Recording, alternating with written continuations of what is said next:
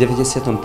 roku, poprvýkrát, keď som bol na Ukrajine, bol som fascinovaný prírodou, tým nádherným prostredím.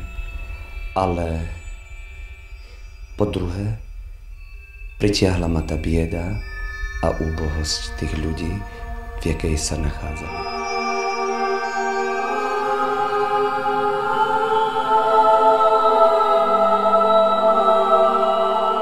Som videl niečo veľmi biedné.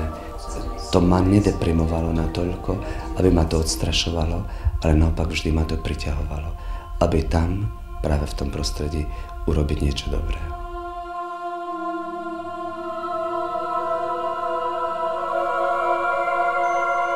Prijímali ma. Aj tešili sa, že niekto spoza hranice tam prišiel medzi nich do hôr.